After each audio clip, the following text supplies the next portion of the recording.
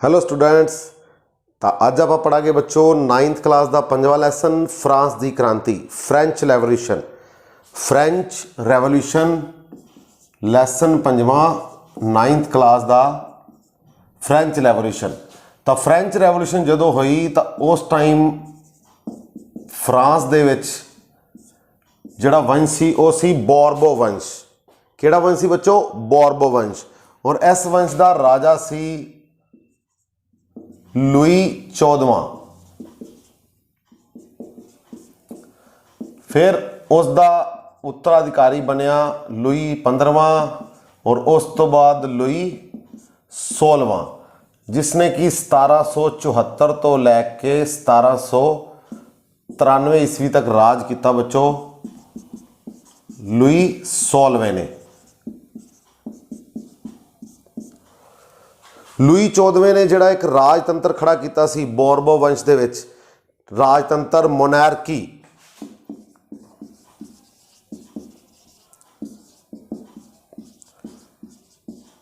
तो वो जिहड़ी निरंकुशता सी तो अपनी मन मर्जी करते सी राजे राणी मोनैर्की दे विच। मोनैर्की होंदी है राजतंत्र वो होंदा बच्चों जिस दे विच एक राजा या राणी दे द्वारा शासन चलाया जाता है और वो पीढ़ी दर पीढ़ी चलता रहता है अगे बच्चों।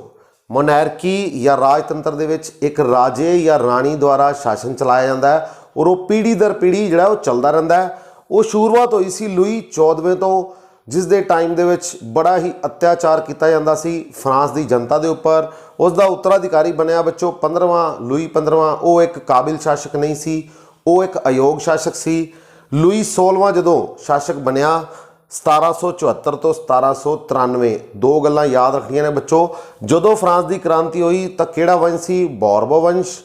और जदों क्रांति हुई उदों किहड़ा लुई सी राजा? लुई 16वां। फ्रांस की क्रांति के टाइम तो ये जदों उत्तराधिकारी बनया तो एक योग शासक सी, पर यह फैसले लैन के काबिल नहीं सी, एक वधिया फैसले लैन वाला नहीं सी। इसकी जिहड़ी पत्नी सी मैरी एंटनी,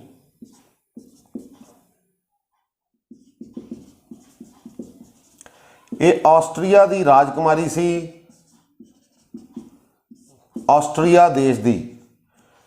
और फ्रांस ते ऑस्ट्रिया की जिहड़ी है दुश्मनी वो बच्चों कई सालों तो चलती आ रही सी। इस करके भी फ्रांस के जिहड़े लोग ने वो इसनूं चंगा नहीं समझते सी। इसनूं वो किस नाम नाल बुलांदे सी? श्रीमती घाटा। मैरी एंटनी नूं किस नाम दे नाल बुलाया जाता सी बच्चों? श्रीमती घाटा।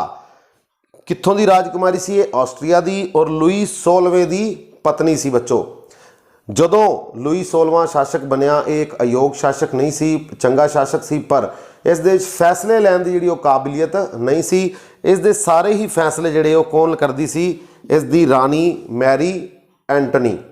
बोरबो वंश का राज सी, लुई 16वां राजा सी जदों फ्रांस दे विच क्रांति हुई 1799 दे विच 1789, जिहड़ी कि 1799 तक बच्चों ये चलती रही। 1799 विच फ्रेंच रेवोल्यूशन की जिहड़ी शुरुआत हुई और इन्होंने मनुखता नूं दुनिया दे विच मनुखता दे लई 3 नवे विचार पेश किए।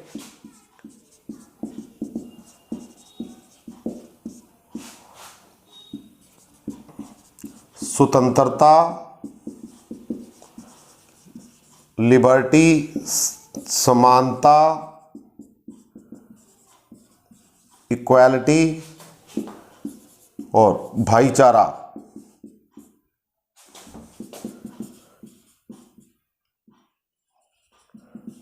फ्रटर्निटी।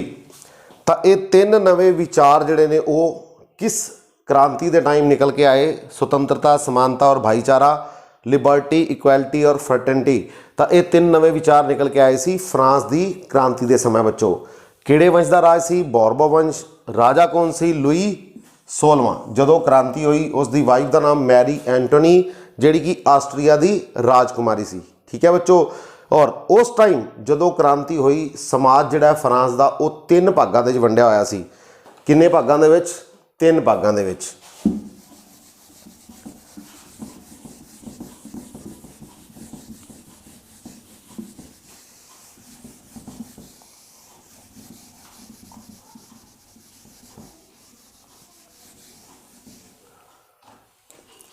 समाज जिहड़ा है वो 3 स्टेट्स दे विच वंडिया होया सी, 3 भाग सी, 3 वर्ग सी।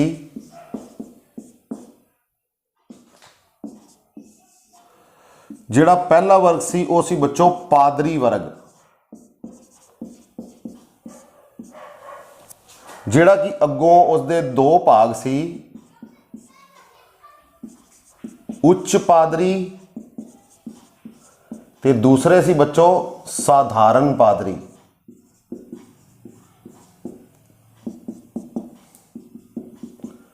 उच्च पादरी का काम की सी, इन्हां दे विच अगों सी प्रधान पादरी, आर्क बिशप्स, धर्म पादरी या धर्म अध्यक्ष,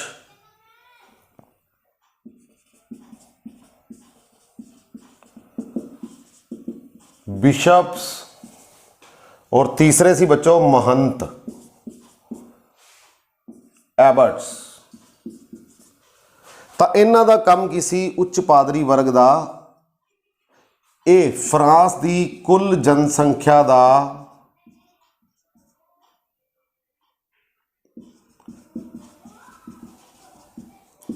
सिर्फ 1% सी बच्चों। हाँ जी, पादरी वर्ग सी जिहड़ा वो सिर्फ 1% सी फ्रांस की जनसंख्या का। 2 वर्ग सी पादरी वर्ग दे विच, 2 भाग सी, 2 वर्ग कह लो, उच्च पादरी ते साधारण पादरी। उच्च पादरी दे विच सी प्रधान पादरी, आर्क बिशप्स, फिर बिशप्स, धर्म अध्यक्ष, महंत, एबट्स। इन्हां दा काम की सी, ये राज करते सी, ऐशो आराम की जिंदगी जींदे सी बच्चों, और लोकां तो इन्हां नूं अधिकार मिलिया होया सी टैक्स इकट्ठा करन दा। ये चर्च दे नाम ते टैक्स लैंदे सी, तिथे टैक्स।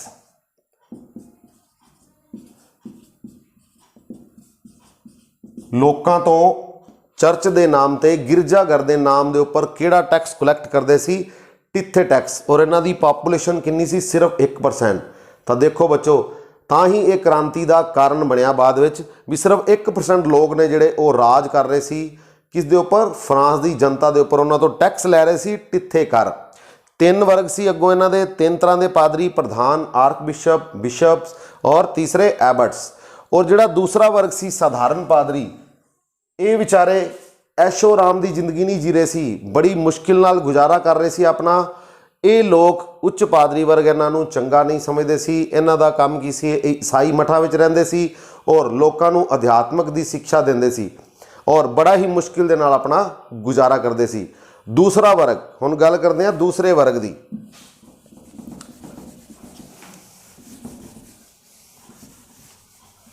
दूसरा वर्ग सी जिहड़ा बच्चों वो सी कुलीन वर्ग।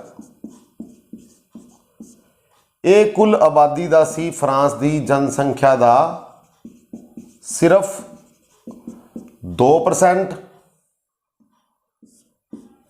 और इन्हों कोई भी जिहड़ा वो टैक्स नहीं देना पैंदा सी, कोई भी टैक्स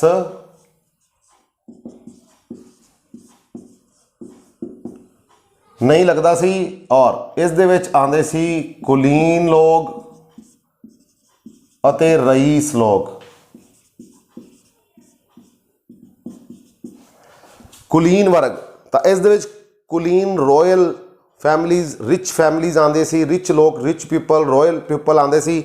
और ये फ्रांस की कुल आबादी का किन्ने परसेंट सी, सिर्फ 2%। दूसरा वर्ग सी जिहड़ा कुलीन वर्ग, और इन्हों कोई टैक्स भी नहीं देना पैंदा सी। तीसरा वर्ग बच्चों, तीसरा वर्ग सी साधारण वर्ग। ये सी तीसरा वर्ग।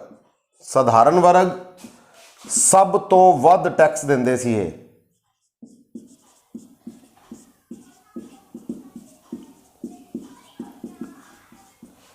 इस वर्ग दे विच आंदे सी किसान, मजदूर,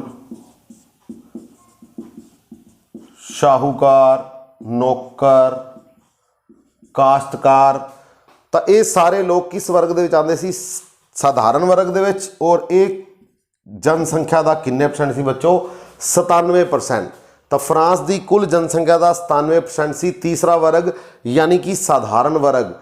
और इस दे विच किसान, मजदूर, शाहूकार, छोटे काश्तकार, नौकर ये सारे शामिल सी और इन्हां नूं टैक्स देना पैंदा सी सब तो वध। ठीक है बच्चों, सब तो वध टैक्स किहड़े वर्ग नूं देना पैंदा सी? साधारण वर्ग नूं, तीसरे वर्ग नूं, तीजे वर्ग नूं। और इन्हां नूं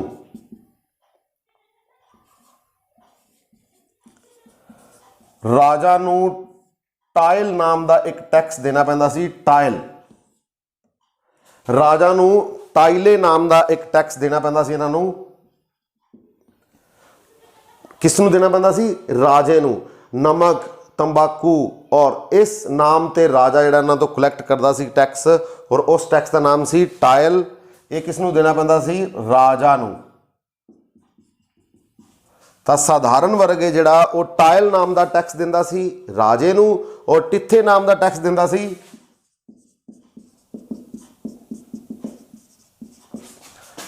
चर्च नूं।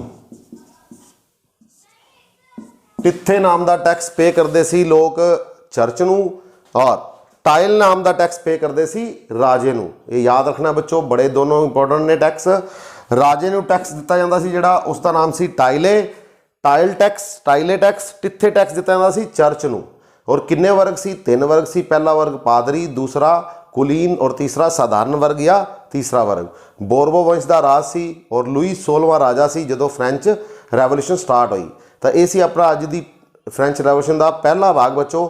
अगली वीडियो आप स्टार्ट करांगे फ्रेंच रैवोल्यूशन स्टार्ट किस तरह हुई। ओके, तो मिलते हैं अगले भाग दे विच। Okay, thank you.